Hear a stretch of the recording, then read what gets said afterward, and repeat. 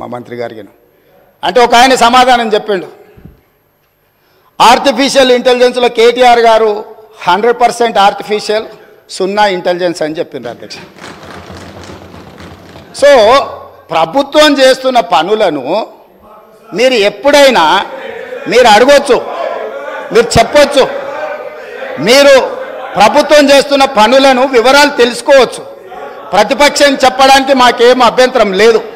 కాబట్టి ఇవాళ ఆ ప్రాంతాన్ని ఒక అద్భుతమైన నగరంగా వారు ఏదైతే మెట్రో రైల్ గురించి చెప్పినరో నేను ఇప్పుడు మళ్ళీ కూడా చెప్తున్నా అధ్యక్ష, అంతర్జాతీయ ఎయిర్పోర్టు నుంచి ముచ్చర్లలో ఈరోజు నిర్మించబోయే 4th సిటీ అధ్యక్ష, హైదరాబాద్, సికింద్రాబాద్ సిటీ, సైబరాబాద్ సిటీ, ఇప్పుడు ముచ్చర్లలో 4th సిటీని మేము ఈరోజు ఎస్టాబ్లిష్ చేయబోతున్నాము.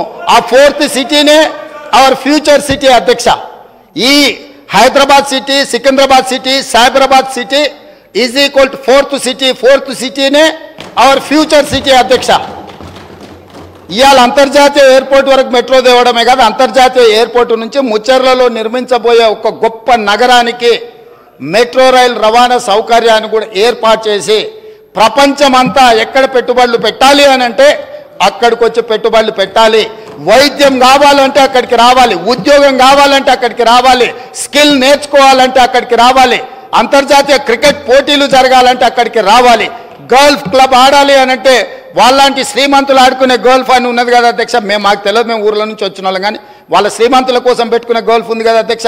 దానికి కూడా పెద్దలు సురేందర్ రెడ్డి గారిని పిలిచి మాట్లాడి మీ నేతృత్వంలో ఓ 200 ఎకరాలు అక్కడ ఇస్తాము, ఈ అంతర్జాతీయ పెట్టుబడులకి ఇవన్నీ కూడా ప్రామాణికంగా ఈరోజు చర్చిస్తున్నారు, మీరు గోల్ఫ్ క్లబ్ కూడా అక్కడ డెవలప్ చేయండి అని పెద్దలు సురేందర్ రెడ్డి గారిని, ఎందుకంటే Hyderabad golf club, Hyderabad race club, ఇట్లాంటి గొప్ప గొప్ప వాటిని వారు ప్రారంభించి వారు అద్భుతంగా ముందుకు తీసుకెళ్ళిండ్రు, వాటిని సక్సెస్ చేసిండ్రు.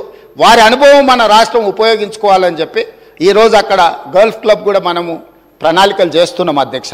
ఇవన్నీ 7 నెలల్లోనే మేము ఏమీ చేయలేదన్నట్టుగా, పూర్తిగా వైఫల్యం చెందినాం అన్నట్టుగా ఏంది అధ్యక్ష ఇది? మీ 10 ఏళ్ళ అనుభవం, మీ విదేశాలలో చదువుకున్న పరిజ్ఞానం తెలంగాణ ప్రజలకు ఉపయోగించండి. ఎంతసేపు ఉన్న రాజకీయ ప్రయోజనమేనా?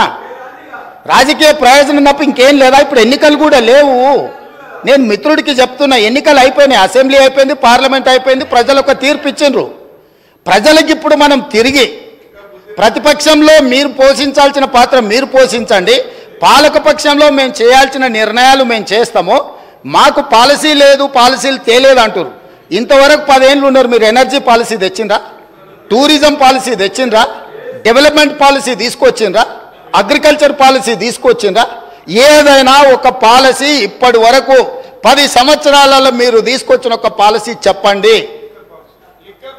అదొక్కటి మాత్రం వచ్చింది. ఇంకా నేను అనదలుచుకోలేదు, అంత లోతుకు వెళ్ళదలుచుకోలేదు, ఎందుకంటే అనవసరమైన విషయాలు సభలో మనం ఎక్కువ చర్చించడం వల్ల ఉపయోగం లేదు.